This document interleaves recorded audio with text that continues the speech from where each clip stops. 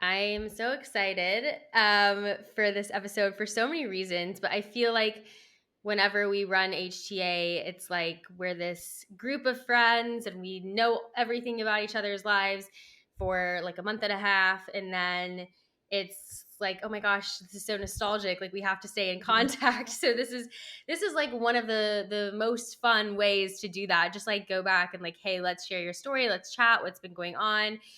Erin has like you've just done like some amazing things since we've chatted that I genuinely like don't know the details on, which I plan to pick your brain on here on the podcast. So I think it's going to be really fun. But before we do any of that, I'm here with Erin Rosenthal. She's from it was our first was it our first HTA? I think it was the first HTA ever. Yeah. I Oh, should know. yeah, it was. I was, part of the first group. The The first group. first group for sure. For sure. Yeah. That's Yeah. great. The first group of HTA. And yeah, I'm just like so excited to learn from you and for you to share your story and encourage others and learn about what you're doing now. So thank you so much for coming on. Thanks for having me. It's so good to see you I again. know. I missed your chats.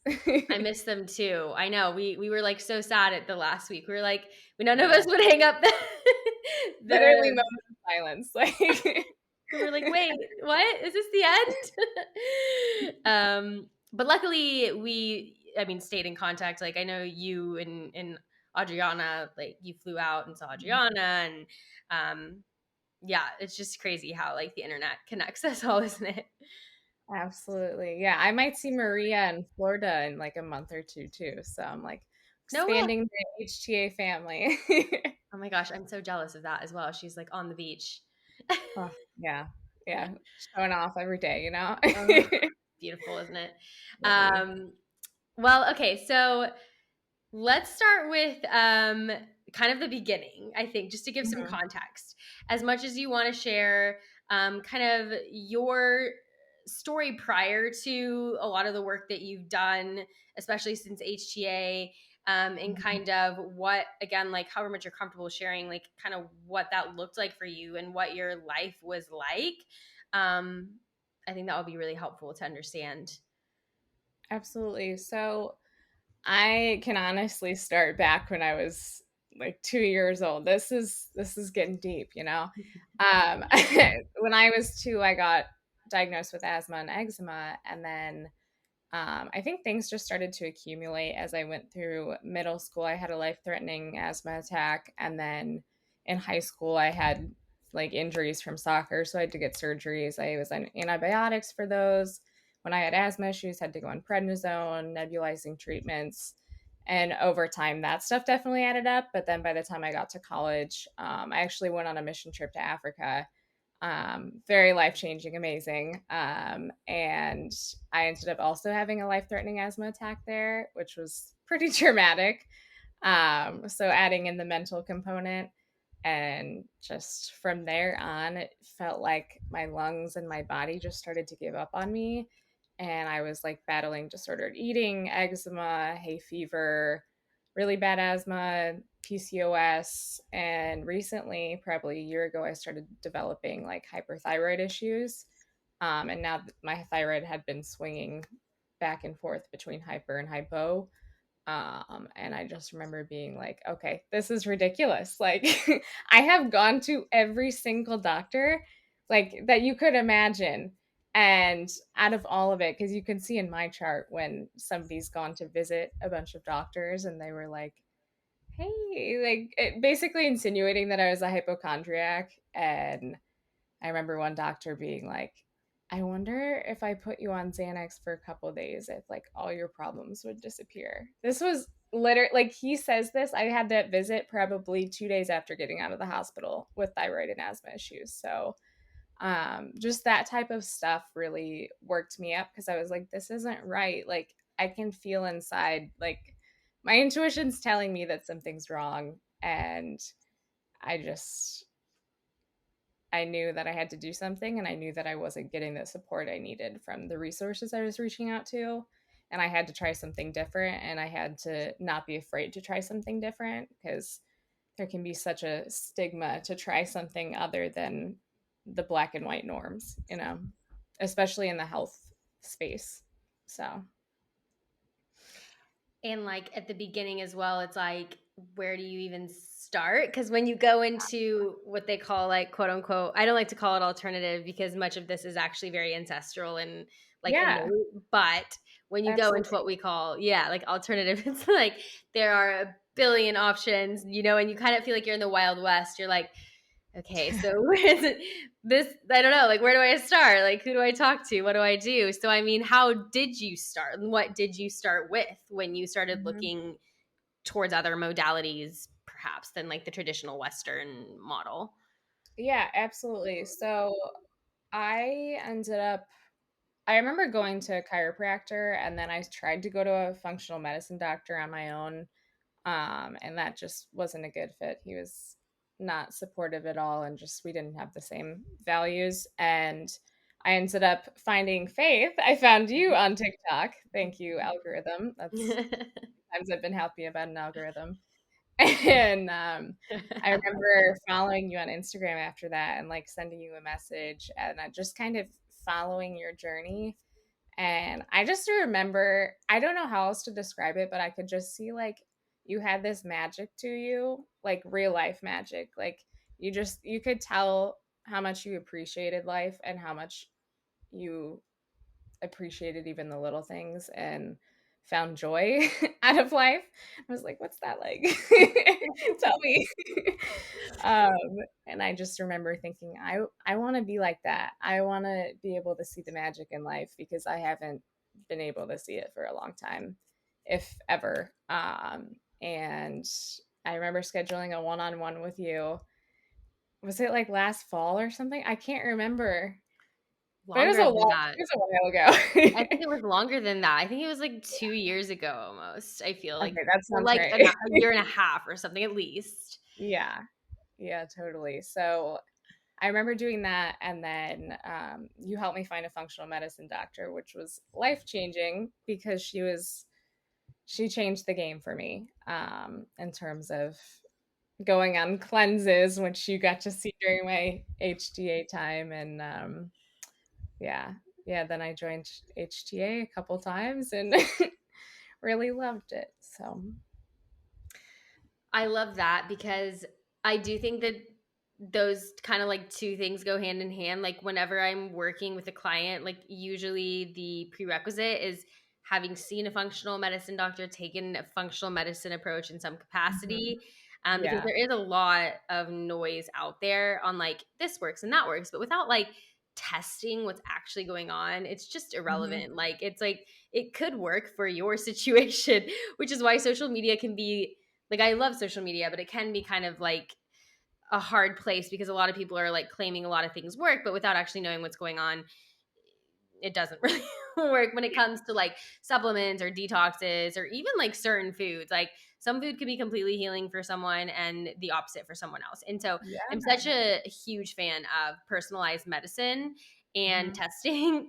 And I think we've come a long way in making it more mainstream, but a lot of people don't test. So it was like really great that you were able to get with someone who like was able to pinpoint some root causes. And I mean, what was some of the data that you got back from her? Oh, oh, I got so much good data. I def like what was that gut test called where you like send in a sample The GI early? map test? GI map. Yeah, so I did a GI map. I did extensive blood like lab testing, and I realized that my iron and ferritin levels were like almost at zero, which was crazy. Realized I'm allergic to gluten like very severely. Um, had parasite that she thought I've had since I went out of the country. And oh my gosh, there is just so much to Yeah. unravel. You know, there's so many layers to like it might come off as semi-normal, but it's when you start to see the patterns in your lab work, Mhm. um yeah, it really changes things. So I got some of my supplements on my desk here with me. Never Ready. far. Yeah, never far at all. I'm stocked. My dresser, I'm like, I have 3 of everything in case I run out. I know. Whenever we're like on calls, like someone mentions a supplement and someone's like, "Oh yeah, no, I have that right here. Look," and it's like we all have it like at our desks. It's like, oh god, we're in good When you know company. there's no going back. Yeah, exactly. We're yeah. Okay, so you got like you got a bunch of data. Yeah. Someone you really trusted, your values aligned. The Yeah. data is always like so empowering because it's like, "Ah, yes, thank you, finally. Like I've got answers. I can now put in a plan. I can measure the success of my plan." So then, what prompted you to join the Health Transformation Accelerator when you were already doing all this great stuff? Yeah, that's a good question.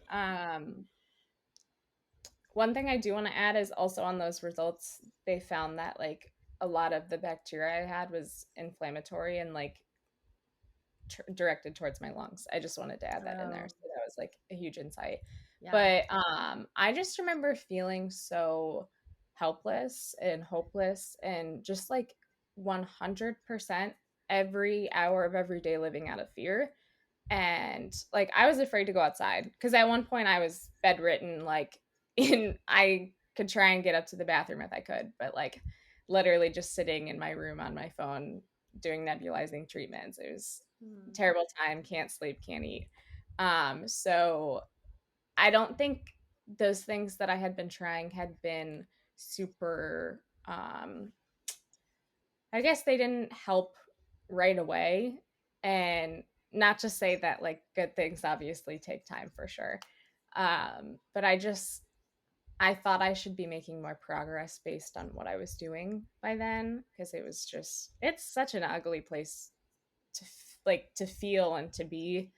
And just seeing any beacon of hope, like when I saw your page is just I need to try something. Like I need to keep trying until I find something that propels me into a better situation. So I think seeing your story and seeing what you were building, and seeing an opportunity for group coaching because I felt so isolated at home, like working from home, started even remote school from home. So it's just there's no community for me here. I live with my parents right now.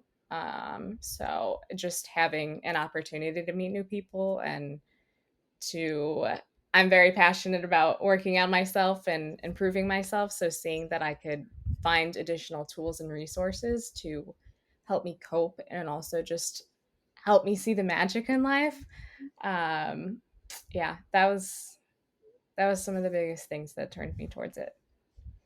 Well, I mean, and I think like I can't remember even who I was having this conversation with. Maybe I was just thinking it the other day, but like Mhm. when we're chronically ill for so long and like basically all of our energy is spent on surviving, really, Yeah, at the end of the yeah. day. Like you said, like you're literally in bed, you're like doing your treatments throughout the day, taking your supplements, taking your medications, whatever it is you're doing, and you're just like, this sucks. Yeah. And you lose those things, not just you lose the things that bring you joy because like physically you can't do them, but like you lose Mhm. any sort of like attachment to those things because it just sends you into a dark place. Like I don't really know how else to say it, but I can just relate to like the situation that you've described, and I think so many people can, and I think Mhm. it's important to highlight it. I mean, we were talking about this today in our HTA call. Like it's important to highlight like the emotional and like spiritual burden beyond the physical burden, Yeah. and like what it does to like you don't realize what it does to the human psychology to lose those things that bring you joy, and without things that bring you joy we can't heal, and so it's like this vicious Mhm. cycle, and it's like Yeah. there's not a lot of conversations around it, and there's not a lot of real help around it in my personal opinion. Mm-mm. No, I honestly had no idea how much of this like ancestral style space existed within anywhere. So it's very refreshing, honestly, to see something outside of that. It really is a vicious cycle. Like it has been scientifically proven how vicious the cycle is between psychological and physiological stuff. Like that's like, yeah, some of what I do for my job is studying those relationships too. And I'm sure like a lot of what you do is that too. So it's part of your base. So, yeah. It's it's I think it's important to acknowledge that we went through that, and that it's not okay that we had to get to that place to be where we are now. But at the same time, it's okay to be grateful when you're ready to be in that space, if you're ready to be in that space. Because I finally have gotten to a point where I'm grateful for where I am and where I was. Not because I went through it, because that it absolutely sucked, no question. But it propelled me to people that align with my higher self, and it propelled me into a passion and future career that can help people. So yeah, I know I'm getting a little off topic, but No, no, it's not off topic at all. It's the funny. topic. It's I feel like it's the point actually because it's what I Yeah, always like say like, it is a quantum leap. It is an evolution. Like yeah. it's and we kind of harped on this a lot and I always say it in the podcast, but like evolution is like basically really shit in the moment, like when you're being forced to evolve, like it's just not good. It's like the pits, right? Mhm, Change is like so hard and a quantum leap is like a huge change. So like that's going to absolutely. be like the ultimate most difficult thing anyone does. If they say like I took a quantum leap, it's like, oh my god, what was that like, but it's like it was not great like in the moment actually. Thanks for asking. It sucked. Like and I think Mhm, that's the point. And I feel like that is like that's like everything I want to like kind of give to the world is like, I think mhm, chronic illness is that opportunity because you can heal. It is possible, but it's the hardest thing when you feel like everything is stripped away from you. And so to yeah. like not physically even come out of it, I think mentally to come out of that and on Mhm, top, that is the ultimate litmus test of human strength and resiliency. And so once you do that, the body just like heals because you're like, well, I can do anything now because I'm literally basically like a superhuman. So it's like, your body just your cells listen, your body follows suit. And so I think it is just so important to highlight as much as I can, like, hey, like you said, like to acknowledge like this was a time of like it was like grief and it sucked and it was hard. And like mhm, look now, like, and we'll talk about it and get into it, like what you're mhm, doing. Like you can't do something like that if you haven't experienced it and overcome something great. There's no like shortcut in life. You can't make mhm, that change and help people if you haven't done it first yourself, period. And mhm, so unfortunately that is just the way of this sort of like third three-dimensional plane that we live on. So mhm, it's interesting that you say like now I can look back and be grateful for it. And knowing how like in the time perhaps you saw me saying that and you were like, wow, I want to do that. And I think there are other people hopefully who can look at you and be like, just this is another story of someone who was in the pits and now has come out of it and like is like living her, like you said, their highest self and like being around other people who are doing that and changing mhm, the world. Like I want that too. And that's like what you have to hold on to when you're mhm. at your lowest. Absolutely. And it's really hard when you're in that space to create space for something outside of what you're experiencing. That's part of what helps so much with having the Health Transformation Accelerator for sure. And I think it's important to keep, I think the only thing that could be helpful to keep in mind during those times is just that they're just keeping a tiny sliver of space for the fact that there could be hope. um just like opening yourself up to that in any capacity can help you step into a new space eventually if you give yourself the time to do so. So I definitely remember when I was at my worst just being like, I feel like I'm going to be stuck like this forever, and I feel like nothing is going to get better. I feel like I don't, there's so many feelings, and also you're numb at the same time. It's just, it's hard to imagine something outside of that, but it's more than possible. And anyone who's listening to this should know that they are capable and they are strong enough to do it, because yeah, I just know that they can do it. Yeah. I know they can see the other side. I know they can see the magic in life. Yeah. And it comes down to what you believe to be true. Yeah. Cause like you say, you're like, I know they can do it. But ultimately, when you believe you can do it, I know Yeah. you know that, but like, to whoever's listening, when you believe it, Absolutely. that's like the domino that kind of sets off all the dominoes. Then the last one that drops, is kind of like that aha, okay, wow, moment. But like, it's when you Mhm. internalize that belief that I can, which is Yeah. obviously why we do so much belief work, um, Mhm. with like, as you know, we're like obsessed with our beliefs. Yeah. But it's true because it changes everything, like what you believe. When you change the way you look at things, what you look at changes, period. Yeah. And like someone asked me about that like yesterday on Instagram. They're like, what about if you can't change it? What you're experiencing. And I'm like, there's nothing you can't change, because if you change the way you look at something, it will Mhm. change, period. Yeah. Everything is perception.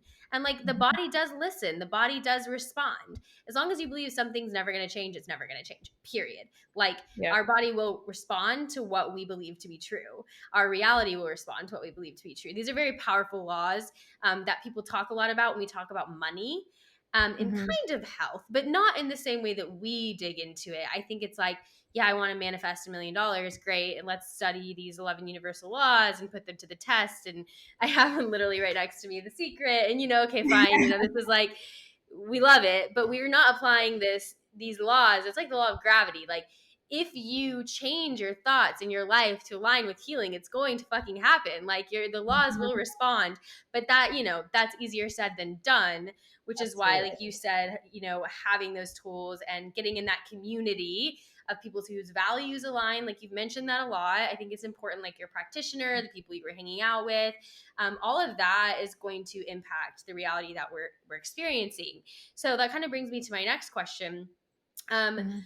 what, if you don't mind sharing, it doesn't have to be like detailed, but kind of what were some like of your loose goals then coming into HTA, and kind of thinking all the way back to like where you were before you started?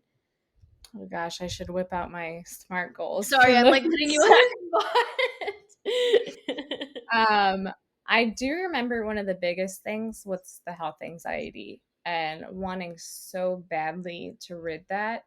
Um I just remember not being able to function because of it. Like I could not go outside without panicking because I thought it could affect my health in a very negative way. Like I was afraid to walk my dog. So I think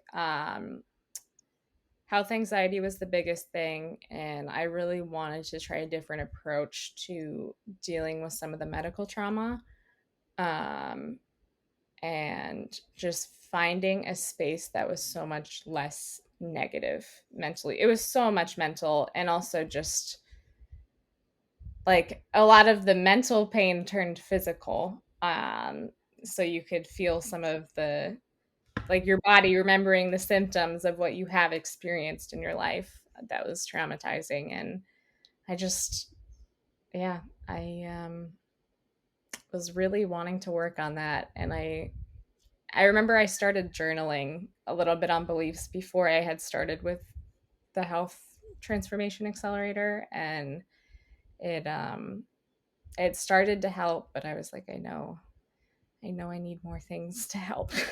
I'm too like resourceful and need to jump to a million things to find what I need. So, yeah, I hope that semi answers your Well, question. no. I was gonna say also, I mean, it's such a good trait to have though, because like it's just so clear, the more you put in, the more you get out as well. It's like you Yeah. obviously put in like so much work and you have these amazing results. And it's the same thing, everyone has great results, but I think some people, I mean, like, you're gonna like change the world with your career now. All the stuff you're doing is very impactful. And you put in a lot. And so that like shows, and it's really obvious, and like that is obviously extremely inspiring. It just goes to show like it really is about like how much work you're willing to put in, because you can go through anything or you can journal anything, but if like your heart and soul isn't in it and you're not actually challenging yourself mentally more than anything, like Yeah. we said, it is like taking your brain to the gym. Like, it's not easy, Yeah. so it's like you got to Mhm. get up every day and do it when you don't feel like it. You've got to do it when like you're adding on weights and it's harder and it sucks and you're metaphorically and physically out of breath, like all these things. Like, it's a workout, and then one day it's just like, whoa, like Mhm. something happened, and I've like just like built this Yeah. strength. Yeah, that's one of the things I remember taking most from the health program, like, or the group coaching program especially. Like I remember seeing how you had put your legs up on the wall, and like we had been talking about meditation and in the group, and I remember setting a bedtime routine all the time. And it's hard. It is like the gym because you're like, I literally just want to lay in my bed. I do not have the energy to even put my legs up on the wall right Yeah. now. But I was like, I started to feel good from doing it, and I could feel the moments that you go into a parasympathetic. Like, I think it's when, isn't it when you can take deeper belly breaths, and you just like can feel in a calmer space, and it wasn't addictive, but it, like, I don't want to say that, but like it was something that I wanted to continue feeling because I could feel myself starting to eventually cocoon, which I had no idea what was happening. I thought I was getting worse again because all I could do was sleep and just like cuddle up in my bed. Um, but yeah, finding a sense of safety again is the hardest part of can be the hardest part of healing. It's so true. Because, like, for Mhm. so long, it's not been okay to be safe because Yeah. something was always going wrong. So we're like on the defense, Yeah. not let our guard down. And then it's like, Mhm. wait, I can trust that I can let my guard down and I can be safe in my body. That feels like, because we're told your body's working against you. And so Mhm. how can you feel safe in a vessel that's fighting against you if that's the narrative that you're sold? And so there's this Yeah. total narrative switch of like your body is constantly working to get into homeostasis. It's trying to Mhm. heal, and it's us getting out of our own way. Yeah. And of course, there's an element of the external environment, which of course we are addressing, and we talk about functional medicine and Mhm. beyond that, our physical environment, what we're eating, all this great stuff. But I think Yeah. like the most impactful part is us getting in our own way and fighting that like primitive instinct of being on the defense, which is like Yeah. ultimately what's keeping us sick, which just, again, it's another vicious cycle. There's just like a million vicious cycles that we Mhm. adopt, but it's just because we're human, you know? Yeah, absolutely. And I remember thinking, because I know like family dynamics and like other relationship dynamics can definitely like play a role in like what you internalize and like could contribute to you getting sick. But honestly, like you said, the biggest thing is realizing that you're the one standing in your own way. I remember having like a light bulb moment. I had just like played piano because I was trying to find joy like during the HTA time, and I was sitting on our little like couch next to it, and I was like, why am I waiting to go to grad school? I was like waiting for everything to be perfect, for like everything to be cured, for everything, like all the perfect circumstances. And I was like, I realized then that I was standing in my own way of the things that I wanted to pursue and like the knowledge I wanted to gain to help people. So, yeah, that was a really powerful moment in the first session since I was in two of the Yeah, yeah, HTAs. yeah. Yeah. I mean, we call it radical responsibility. And I think there is like Yeah, an element of radical responsibility in the healing process, but there is this like narrative of fault that people don't yeah, like. They're like, so you're saying it's my fault? No, hmm, I'm saying that you are responsible in the sense that you're able to respond. So it's yeah, not your fault because we're mhm, just humans. yeah, But once we can recognize like how the human psyche works and hmm, why we're in this rut, because that is literally how we are designed to operate, we can then be like, oh, okay, so that's what's going on. Now I can fight that. Now I can like move into this like more evolved state where I can respond in a less primitive manner. And yeah, when you feel like you have a strong locus of control, hmm, you're going to be way more successful. You're going to take everything into your own hands. And I can't even remember the name of the study, but there's a study on like people who feel like they have a strong locus of control and how hmm, much more successful they are in hmm, their ability to heal just by feeling and thinking that they are hmm, able to respond, and that everything in their reality is a reflection of what they believe to be true. And all of these sort of like realizations like just change the game. Like, let's stop relinquishing our control. Let's stop like going to random people who are telling us, well, this is shit, this is just your deck of cards, your body hates you. Like, all of these narratives, look at how we're like switching them and flipping them on their heads. And I hope that people are like, oh my God, like narrative 1, 2, 3, 4 like really is what I believe to be true, and like how much we can pick that apart and show how much that's holding us back. Yeah, I remember when I went to the functional doctor that I have now. She's amazing. And she was describing our bodies like corporations and how like each like some of like each body part is like a department, right? And she's like when one department is out with like COVID or something, then or like some flu or something, then the other departments have to compensate, and sometimes it doesn't all work out. Sometimes it still goes to shit. And I told her, I'm like, well, I think my body is going out of business or like filing for bankruptcy or something because we are not in a good place right now. But it really is like I remember as I kept doing the journaling of beliefs, I remember looking more and more at my body. Like, my body is trying to tell me something's wrong because, like, it's trying to help me. Mhm. And I have the power, which I didn't realize at first. I have the power to do that. We have so much more power than we think we do, which is mind blowing when it comes to reframing your mind and body, honestly.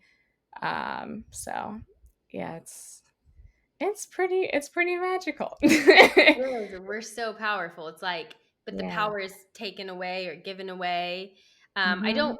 think I don't actually frame it the way a lot of people do. I don't think that people are intentionally in all scenarios trying to take our power, but it's No. just what beliefs have been passed down that we Yeah. have very little. I mean, that is what the medical system is sort of based on. Like, the body's Yeah. broken, and yeah, yes, we've come in and fixed it. And yes, like, of course, Western medicine is life saving, and we aren't talking about emergencies. We're not talking about acute illness. We're only talking about chronic illness, which is a whole different kettle of fish. So it Mhm. doesn't apply in the same way, right? In Totally.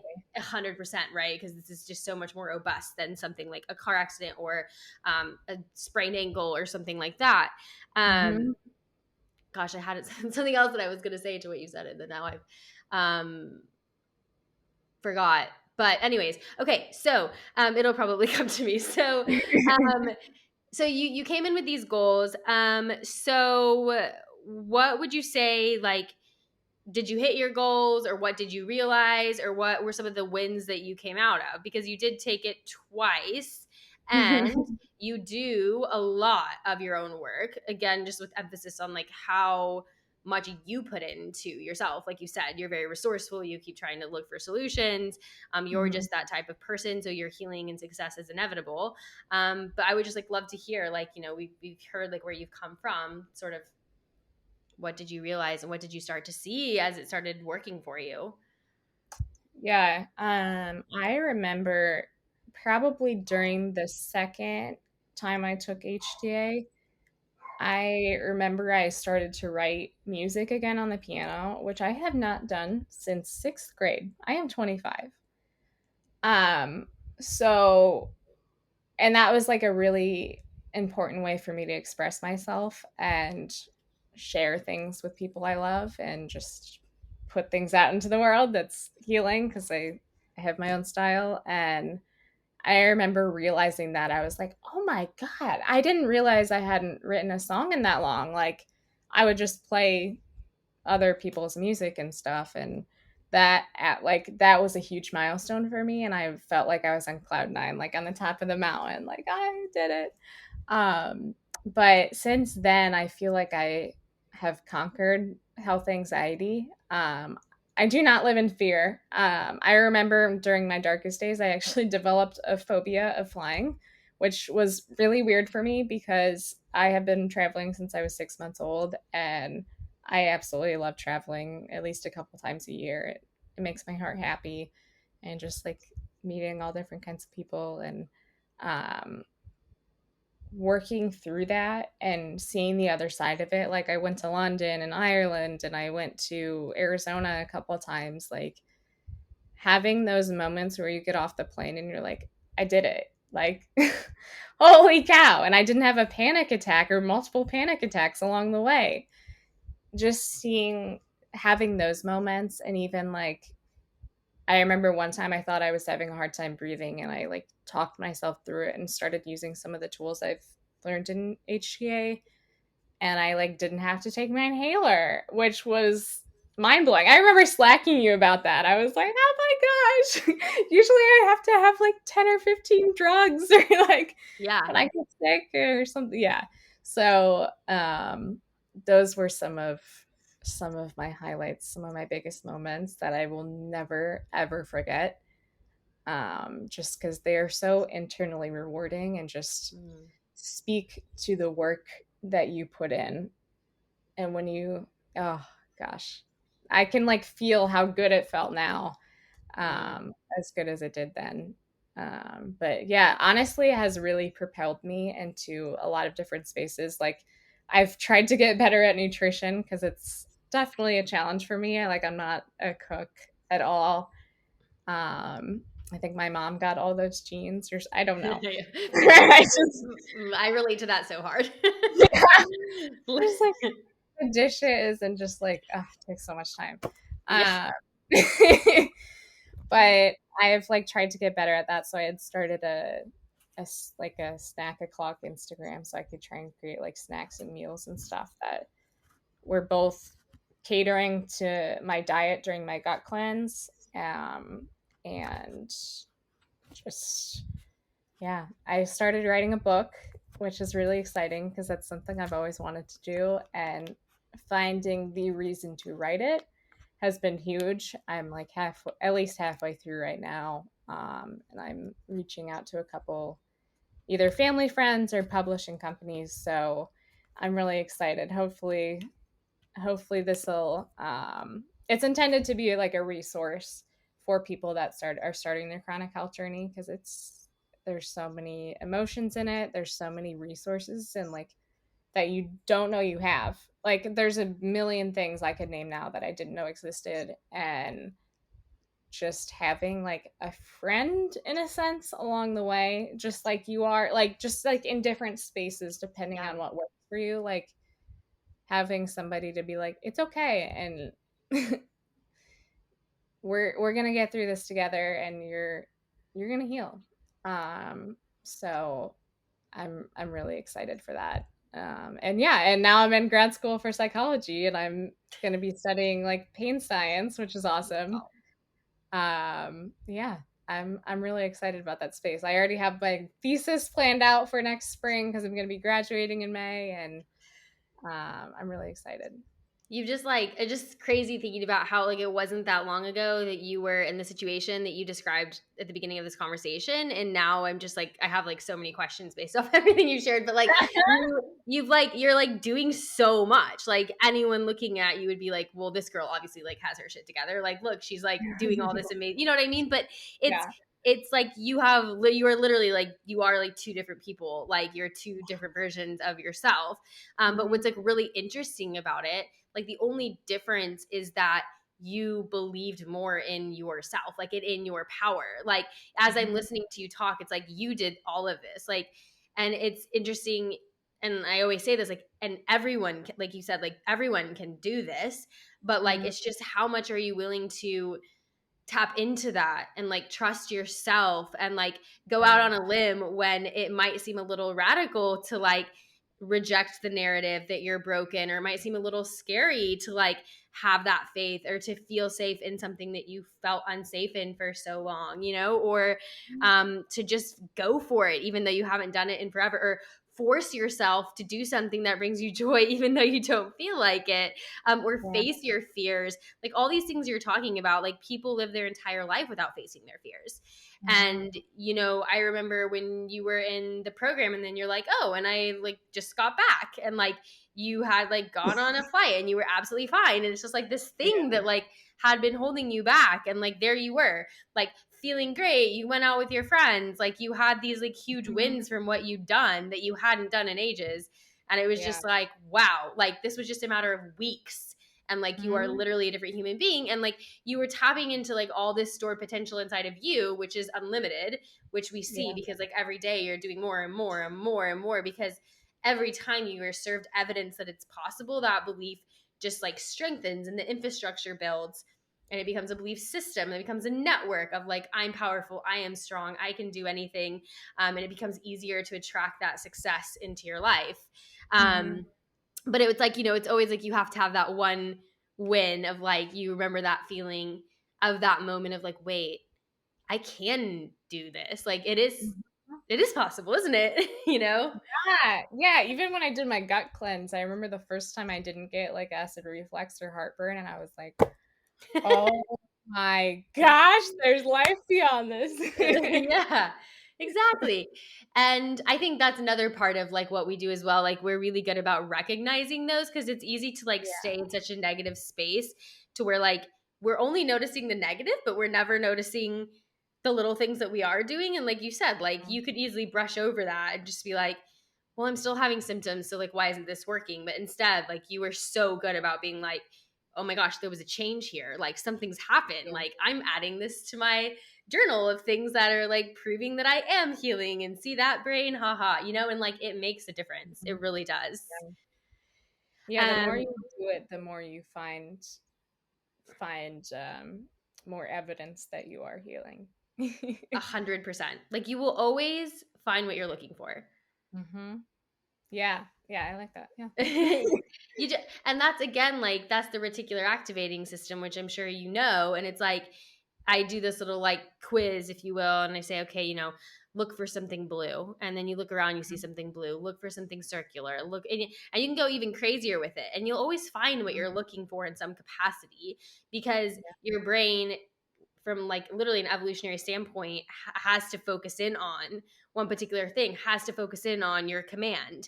It doesn't Yeah. make sense to perceive all things at one time. If for your survival you need to find this one thing, then the brain is going to focus in on that one thing. It's going to block everything else out. So when we become like obsessed with everything that's wrong, we'll Mhm. always find that, we'll always highlight that.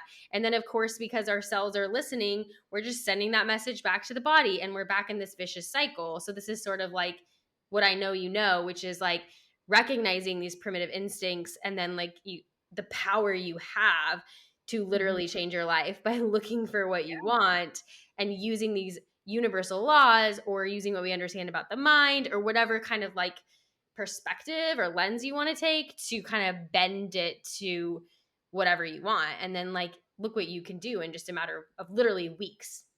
Like you Mhm. think I spent so many years, and then in a matter of weeks Yeah. everything changed. Yeah. That was the change I needed and that I was looking for, and I was ready for it, honestly. Like it had been building up for about a year before that, and I was like, you just get so freaking tired. Like of being tired and like so freaking tired of being unhappy, and um yeah, it's so much about, like, I remember like on top of the negative thinking, finding out that my vitamin D was extremely low, and I didn't realize that that contributed to negative thinking. That's like why some of those simple things that you post about grounding and getting sunshine and getting outside are beyond important in that journey, because you don't realize how much those can affect your progress, or Mm. um, like it could be a uphill climb if you're not giving your body the opportunities to get in a safer space.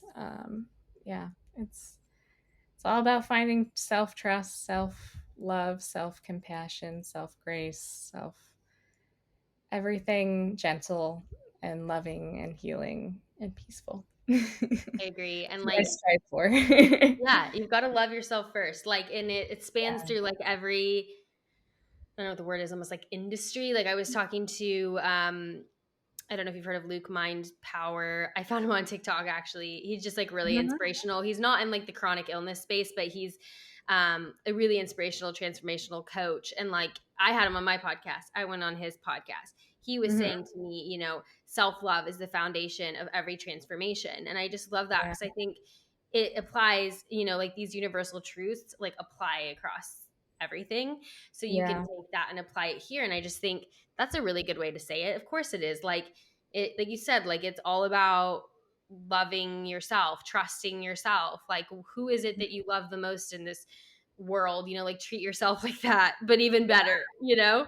Yeah. And we start to hate ourselves when we're sick Mm. because we think our body hates us and we're hating it Yeah. back and we're hating life, and it's all just really bad and dark and Right. flat, you know. It feels And like you're letting yourself down. exactly. And like love is the most healing energy of all. So it's like Mhm. you have to step into that, and that in the capacity of yourself if you're sick because you're working Yeah. on yourself. So it does come back to, how do you actually feel about yourself? Do you love yourself enough to put in the amount of work that you've described, and like to challenge Yeah. yourself and to go to these places that are really hard? Yeah, it is definitely hard to challenge yourself. I remember like even starting to meditate, or like I remember when I told you I started trying to do online shopping, like get out of my comfort zone because I thought I couldn't like pull certain things off, and like now I'm wearing those things and I'm like, that's right, this is Erin 2.0, like woohoo. Yeah.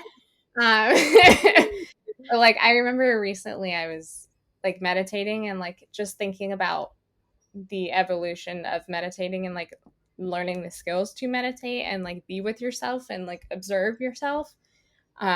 Like I remember I had like a little mindfulness moment yesterday, like around family members, and it just became only me in the room. And it like kind of reminded me of like, you know, how people say when it's like true love or you're in love that like you feel like you're the only two people in the room, and it kind of felt like Mm, that like self-love moment where I was like I'm the only one in the room with myself, and it feels like in the mm, best way, you know. yeah. It's just yeah, you get those types of moments constantly that show you that you're evolving. That's so cool. I mean, I love it. I'm like, I love being by myself. I mean, part of that is like I'm an Mhm. only child, so Me like, too. yeah, so like I was always by myself. Yeah. but but like even as I've grown up, like I agree with you, and I think like I'm lucky in the sense that I already kind of appreciated that time, and like I'm in like an introvert slash extrovert, but like I really do actually Mhm. recharge like being alone in Yeah. reality. But I love to think. Like I love like, no, I'm thinking right now. I'm having a Mhm. moment right now with myself. So just, and it's even more precious when you have kids because you get very little of that. So enjoy it while you can. Yeah. Um, so what was I going to say? Oh, okay. So in terms of like, I know that when we were in the program, you did things like you rollerbladed and you were fine and you didn't need your inhaler. Like, where are you at now? I mean, you with the asthma, you were sitting in bed with like a nebulizer. Like, how has that changed and the impact it has on your day to day life now?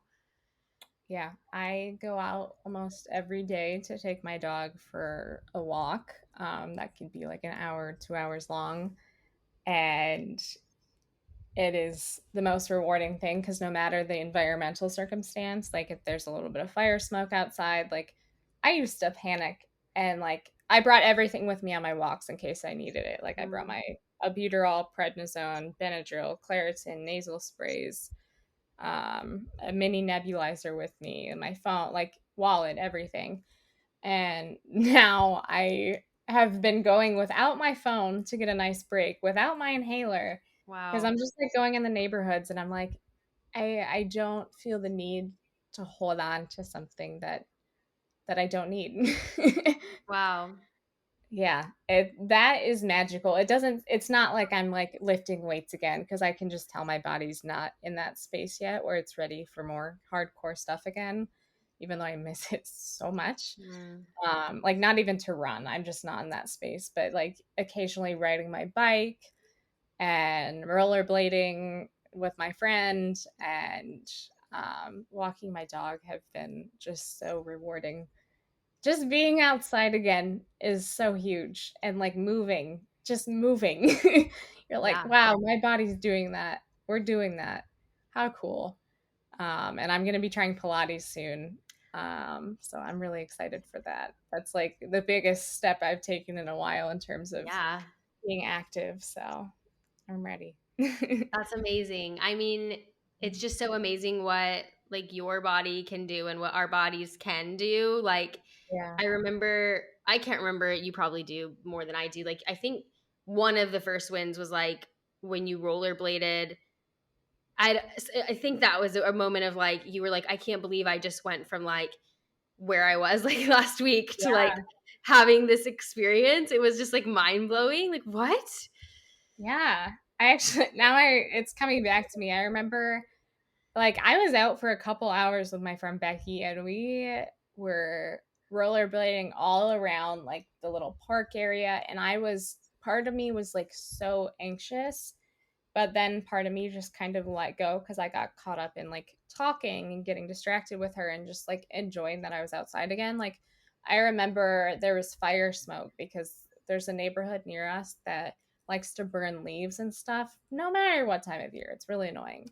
And, like, my lungs did not like that Weird. because they Yeah. just I know. My lungs did not like that because they were like, "Oh, I can't breathe. This is cool."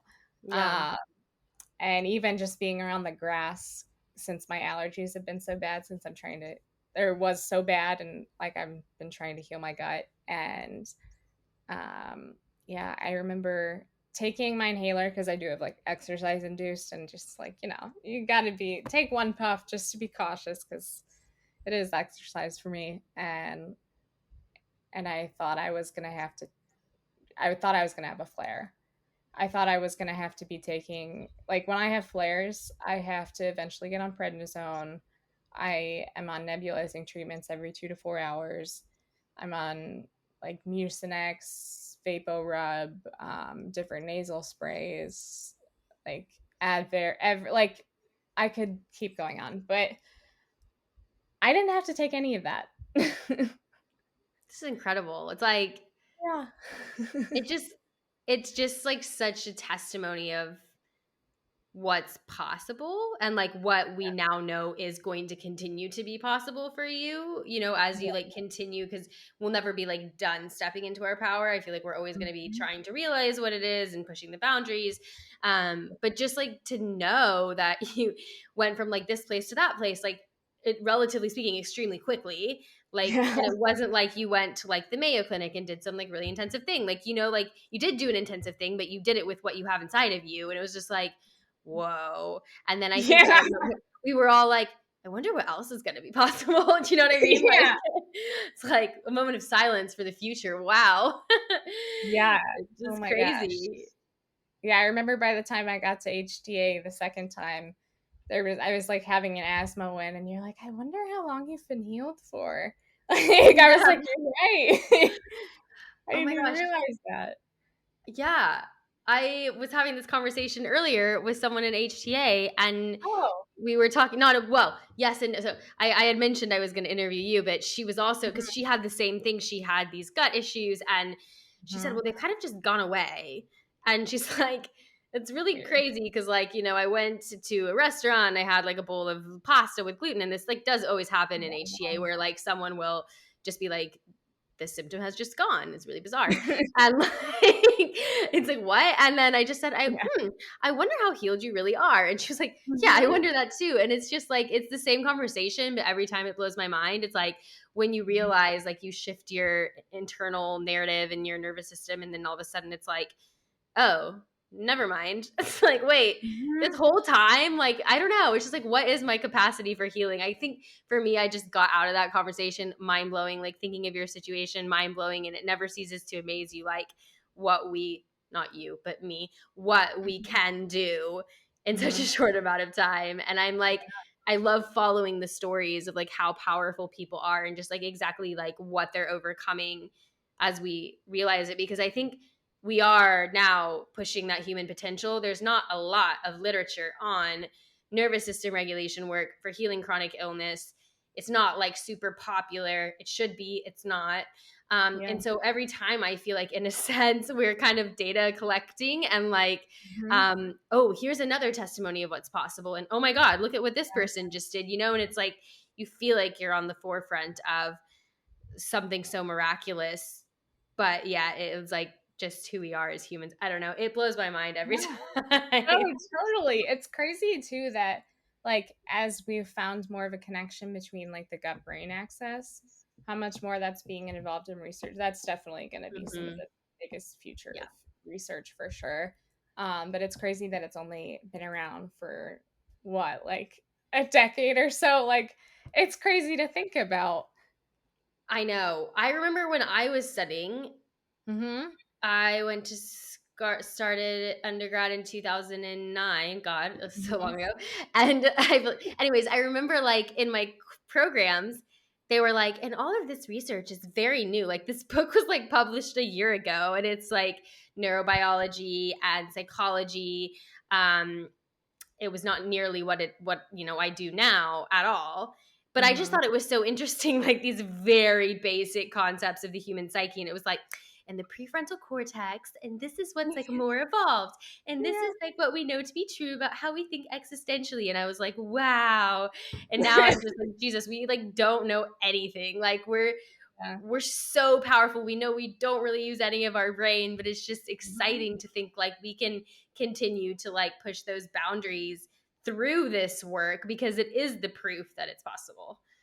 Absolutely. And not like science is a very powerful tool, but it's like the practice behind a lot of scientific research is very much like evolving in itself, and like being able to reiterate and find new or different answers, and like creating the space for that. So it's like when you think about science that way, it's like it's such a parallel to the higher self work that you do. I know. Like the evolving aspect, it's crazy to me. Like I'm taking some like a stats class and a research methods class, and um seeing like, you have your null hypothesis, like when you have like a theory and you want to test it, and you're like, you either believe it, you assume that it's true, or you assume that it's Mhm. not true, and you always assume that it's not true, right? um I honestly don't know where my mind is going with this. My writer's brain is like going like everywhere. I do know where you're going. I think you're saying Yeah. like it's cool that you get to keep trying to like learn what's true in science. I feel like Yeah. science should be continuing to try to discover versus saying, well, this is what we know to be true. It's like what we know to be true is not true. What we know to be true is Mhm. getting closer to the truth. But Yeah. even in our lifetime, it won't be, And so Mhm. it's like we have to start looking at it like what you said. Like Yeah. we're always constant, and that's great, when you're in school because you are challenged to question, to do research, Mhm. and to challenge your beliefs, and but then people get stuck. That's the problem. Yeah. And they say Yeah. the literature states that this is irrelevant, and it's like, Mhm. well, in 1991 it was irrelevant. Do you know what I mean? But here we are. So It's true. relevant, trust me. Oh yeah. 100 um, years from now it'll be irrelevant again. So. I know. I mean, yeah, and you're always going to have those people. Like, there's still people out there who say, like, the gut brain connection is like disproven and not based in any like actual real, it's like anecdotal or whatever. And it's like, Mhm. I mean, that's fine. You can think that until either it happens to you or someone that you love. Yeah. And then I'm sure you'll challenge your beliefs, but whatever. I obviously have a Yeah. lot to say about that. But Yeah. I mean, okay, so let's talk about your book. Oh Um, yeah. this is just so exciting because obviously you started this, or at least I found out about this after the program. So, like, what are you? I know you're writing about these resources for chronic illness, but like, can you tell us a little bit more about it? Yeah, so the goal behind it is to create like an encyclopedia of resources. So like anything from physical to mental resources, including like people like you, and also just like tools you can have in your toolbox in addition to that, or like going to see certain specialists that do certain things. Like I remember you, what was it, cola? What is the thing where you can get your colon cleaned out? I can't Oh, think of the name. why can't I think of it now? I know. I'm like, it's on the tip of my tongue. Oh my But gosh, like, it's gonna really annoy me. Okay, it'll come to me in a I second. know. It's like, Same. Um, so, but like, oh my gosh, go I'm so like, okay. I didn't know that stuff existed. Like, I didn't even, I knew about acupuncture and that was about it. Yeah.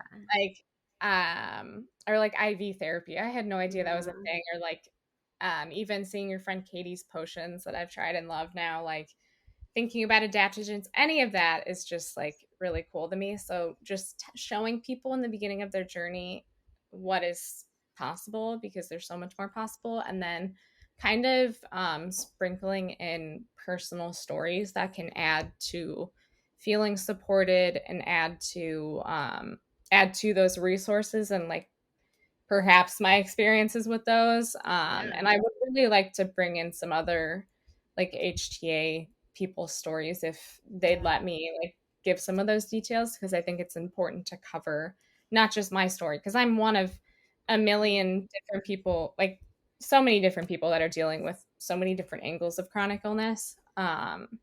So yeah, I'm so excited for that. I'm trying to intend it to be something that you can just open also when you're going through a hard time and you're like in the middle of an emotion and you're like, I need to I guess like feel this emotion and then neutralize it and let it go. Like it kind of reminds me, I don't know if you've read Atlas of the Heart by Brene Brown. No. Oh, okay. Can I So write it's it? like I'm gonna add it to my list. yeah, it Um, has it's a book of like I think 86 emotions, which are she came up with that based on like so many different theories of emotion, like what she wanted to include.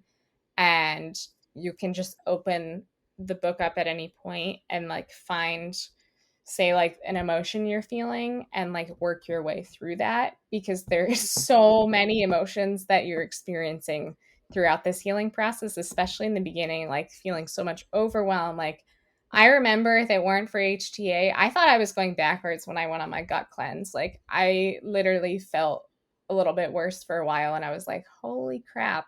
And if you hadn't told me like it's going to feel like that and then you're going to feel great, like I would yeah, it would have been like down spiraling for sure. So, um, yeah, I'm really excited to delve into that and work with an editor. And I'd love to get some of your insights too. And yeah, it I just so I was just excited. gonna say it's gonna be great. Like it's so needed, and we have these conversations. A lot of people don't know any of it exists, and I think Mm-hmm. when I started on my journey, I didn't like. I googled health or something. No, googled. I was driving from Austin to Dallas, and I podcasted like True Health or something because I had been in the situation that you described at the beginning, but like nothing was working. It was the same. It's always the same. People telling you it's in your head, blah blah blah, and you're just like, well, Yep. that's not right. Um, and I found a podcast, Learn True Health, Mm-hmm. and Ashley James is the host of that podcast. And Mm. I listened to so many of her podcasts, and like she goes like she's like 2 hour long podcast, and she interviews Uh-huh. people who have healed from something that's like not quote unquote curable. Mm-hmm. And it was just a testimony after testimony after testimony after testimony of healing. Like it was just that was all it is. It's just basically putting evidence out there that healing is possible. And that was the Yeah. first time I'd ever heard about anything that like there were just a million options out there. There was a million things that these people were doing. And I Mm-hmm. remember coming back to Austin and saying, I think I'm gonna start looking at the food that I'm eating. And that was the first time Mm-hmm. I thought of that as someone who had completed, undergrad, was working in a Yeah. corporate job at a tech company. Like I had more education than your average American Mm-hmm. and was more healthy, quote unquote, in the fact that I shopped at Whole Foods and ate organic. Yeah, I like wasn't dairy and gluten free and I was going out and drinking at the bars and doing all this stuff. But like and not that dairy and gluten even matter, but they did matter for me at Mm-hmm. the point of my flare. Mm. Everyone knows how I feel about villainizing food. It depends on the person. But you know what I mean. Anyways, and I Yeah. just think, oh my God. And that was the first time that I had even heard of such a concept, let alone the nervous system and all the things we're talking about now. And Yeah. then your average person, I say, like, and obviously I'm not in America now, but we think, wherever, like, what Yeah. is the average level? Because it's not in our education system anywhere. So it's like, where would you learn? And so I just think like it's so needed. Like if Mhm. we both had known these things years ago, like, our stories are 5, 7, 10 years long. Imagine like where we would have, been. And it's just Yeah. wild. It is. It would be so different. Like one thing, so my job is in a psychology department at Arizona State, and I am working on a startup called Psych for Life, and it's like finding credible, evidence-based, actionable tools that people can use to improve their lives. And like having that backing has really helped me realize how important and how much of a need there is to translate like bridge science to people that like aren't familiar with scientific literature because like Mm, it's there's so much jargon, there's so much BS, like you know Yeah. they gotta humanize it a little bit more. Yes. It would be nice if there's like a Spark Notes for Yeah. scientific literature, you know? It'd be so great. I forgot Um, about Spark Notes. Yeah. yeah, yeah. And that's another emphasis of my book is like kind of establishing basic physiological things that are going on because that personally helped me when I was trying to battle the health anxiety, like knowing that my body is trying to protect myself and also knowing that like this is a physiological pattern that my body has Mhm. learned and this is what happens, like it goes through like like different body parts that are like the HPA axis most of the time. And Mhm. that's a huge niche for me that I'm looking to study. So including and incorporating that in an understandable way for people. So it's not like I don't mean like dumbing it down because in no sense I know the people like reading it or here would be able like but like just making it understandable because it seems like scientific literature like makes it purposely difficult to understand. um so I'm really grateful that I'm learning the skills to interpret that and help translate it. So I am so excited about that. It's called the perfect storm right now because every single doctor I went to, and I like we've probably Yeah. both been to a lot of doctors. Every single one told me when I told them everything, and they would just like gaslight the crap out of me and just be like, "Oh, there's nothing actually wrong with you. Go home. You're just anxious, and we can give you Xanax, blah, blah, blah." And they always called me the perfect storm. They were like, "Wow, you're just the perfect storm with every circumstance that's led you to where you are." And I think that's a very fitting experience for a lot of people in this position because Mm. there's so many layers that add up to this, and Mm. it's really hard to start unraveling those layers. But it's It's so so worth complex. it. Yeah. No, but I think it's an important point as well, though. Like what you said. I think like first of all, like understanding what's happening in the body is scientifically proven to help people improve their Mm-hmm. condition, and they use that in hospitals Yeah. explaining why that there's this explanation of what's happening. And I think, well, your average person isn't necessarily in medicine, or they're not scientists, so it's not an insult. It's like I appreciate, like, in another industry, like if someone's talking about, like, when I worked in tech and they were trying to explain to me, like, because I was in marketing and I had to create these presentations and like write a lot Mm-hmm. about the software of these Yeah. programs that the company built. And like, as if it's not like I'm dumb, but at the same time, like, as if, like, I had to sit there and the tech team would explain it to me. Mm-hmm. Okay, so this is this and this is a diagram. And I'm like, even still, I'm like, I think I barely grasp this. But like, and Yeah. so there needs to be, people need to come in all areas of their expertise and kind of, Yeah. I would call it like layman's term it, like not in a, Mm-hmm. just because we can't all be an expert at everything. So I think like that's just going to be so helpful for people to understand, like you said, like this is just like an instinct, or this is just like how the body works, and this is causing this, and this is the domino effect, and like this explains this feeling and it connects it, and like it's going to be huge. And I just think there's also so many places you can take that as well. Like when it comes to education, like this space is so not saturated Mm-hmm. because chronic illness is on the rise, and there are so many reasons why, but primarily like the toxicity of like the mind and the spirit and the body. And so there's just a lot of work that needs to be done, and I think that's Mm-hmm. just going to be so cool. And I love to see it. I love to see people helping people and taking their stories and helping other people heal. It's so cool. It's pretty powerful to have that sort of connection and that meaningful like purpose. Yes. Who is it?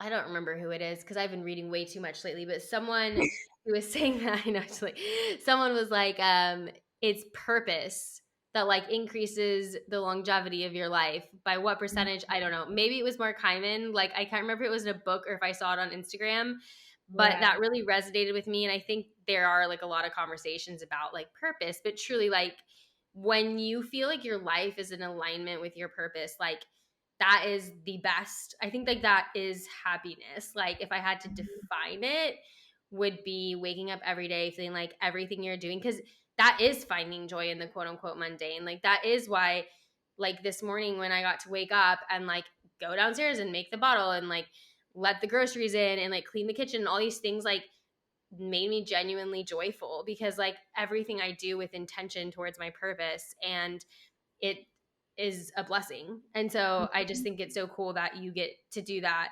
Like, the purpose in it all is healing more than anything. Yeah, absolutely. I recently was officially diagnosed with ADHD, even though I know I've had it since I was a kid.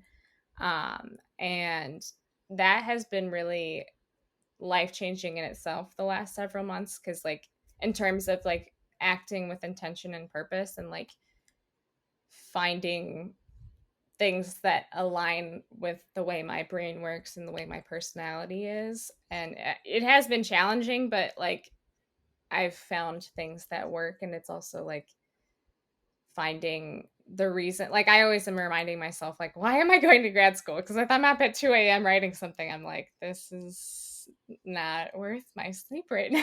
Like, but I'm sorry, I'm losing my train of thought now. But again, the my brain is like, squirrel. Mine Um, is too. yeah, it's huge when you act with intention and choosing the things that you get to do every day. Yeah, it's a blessing. But like, Mhm. you have to, you have to be intentional with your life to get there. So Yeah. you got to face your demons and do all that work to get to the other side. So hopefully that's sort of been elicited throughout the conversation, like, really point A to Z, like what you've described, but also like the in between work to get to that place, of growth and impact and purpose.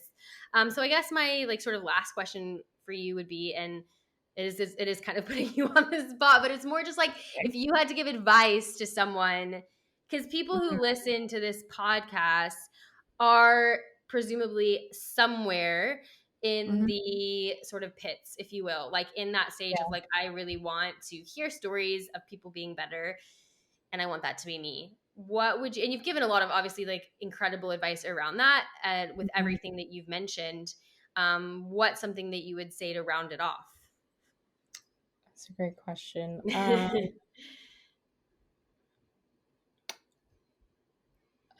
Ooh, I'd say for one, HTA. On it, like not a, like just from experience, it has been absolutely life changing. The community aspect as well, and working with you has been life changing because I look up to you so much now. No. And seeing a what is it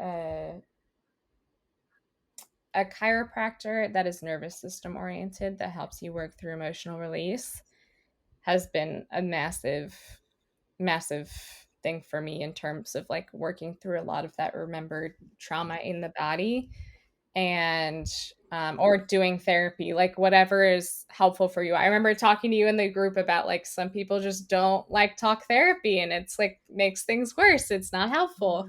But sometimes like physically releasing stuff from your body is what really helps you like propel you. And the last thing I would say probably is finding a functional medicine doctor like mine that you helped me find. It was the very first one we found on the functional website. She had like a family practitioner background in Western medicine and then got a ton of credentials in functional medicine and was converted over into a functional medicine practice. So she's got a really unique perspective and is able to prescribe stuff in case of emergencies, but also like work with me day in and day out to find all root causes and continue to heal. So those have been the biggest life-changing things that I would recommend that really help when you're in that dark space, propel you into a space where you're surrounded by people that have similar like beliefs and they have hope, which can honestly rub off on you being around that.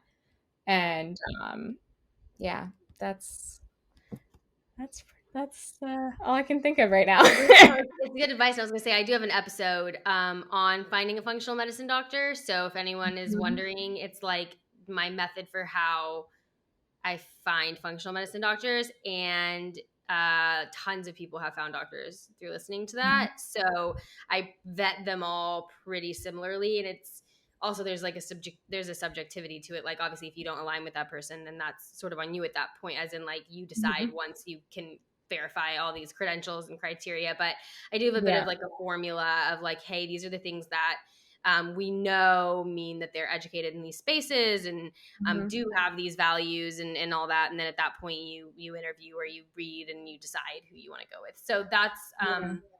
that's a resource as well. But yeah, I mean, I think that's fantastic advice. Those are three places I wouldn't have known to go for personally, at the beginning of my journey. So are you going to say Yeah. something? I just thought of like two more. The other thing I would say is if like either go outside to try grounding, because that's Mm, actually a really big part in the beginning of the journey, just to like take small steps like that to actually like get out in nature. And it just psychologically helps, especially with sleep too. And if not, like I ended up getting a portable sauna. I'm doing payment plans. There's no way I paid that up front, but they also have like grounding mats on Amazon and stuff that yeah, have good been idea. so helpful in getting better sleep because that's like can be a really tough battle in healing. That and probably like either red light therapy or Yeah. um, yeah, just Uh, you've been using the grounding mat, I have. and I love it it. works. Oh my gosh, yeah. So I don't know if you can see it, it's actually right here. My little portable sauna has red light, it has grounding, and it has like the sauna effect, which is like, Yeah. the triple threat in healing, right? You got Uh-huh. covered in all bases. So it's a step What's up from putting your legs on the wall. Yeah, I would say, what's the brand out of curiosity? Yeah, it's called Therasage. Okay, I remember you. Oh my Mhm. gosh, I had a sunlight and red light therapy sauna in Austin. It was Oh, like it was like a big like two-person like yeah. Bluetooth lights. It was amazing and it was huge in my healing. But you don't actually need that. You can buy more of a like kind of what you've described. Although I have a red light therapy machine, which neither of those things I can use while I'm pregnant. Okay. But yeah, That's good but to know. no, but it's interesting. But the grounding mat is interesting. I mean, luckily here we've got lots of grass. But oh my god, yeah, like people ask me, they're like, "What's a good tip for regulating your nervous system?" I'm like, get your circadian rhythm like perfect, like, and like you Mhm. nailed it on the head. Like these things can really help with that. Like first of all, being outside from like almost every aspect is going to help regulate your nervous system, literally from listening to birds to feeling sunlight on your skin. Like there's so many benefits. But yeah, Mhm. like that's going to help regulate your circadian rhythm. And if you can get your sleep nailed, you've done like so much of it. Like that is like the foundation, I feel, to like all regulation. Yeah. Um, which I know can be like kind of a double edged sword because then it's like, well, that might be the problem people need to fix. So like there are also other Mhm. things we can do to like support that. But I think that's such a great tip. And also like a lot of those things, I mean, you can just put your feet on the grass instead of Mhm. buying it, and get sunlight on your face or your skin in some capacity. But anyways, I'll link that and I'll personally look into that as well because then that Yeah. interests me. I feel like I would put it under my desk and just like have my feet on it. Mhm. Yeah, that's what I did with my Amazon one for a while until I switched to this bad boy. So, So yeah, you upgraded. it's quite an upgrade. So, Oh but my yeah, gosh. that has been amazing. I'm 10 gonna out look of into 10 that. recommend. Well, It is thank Amazon you. Prime Day, right? Do Sorry. what? I said it is Amazon Prime Day still, right? I'm like so proud of myself for not buying anything on Amazon Prime. Like I realized like today I've been seeing that and I was like, okay, Faith, stay focused. You can do this. It's hard.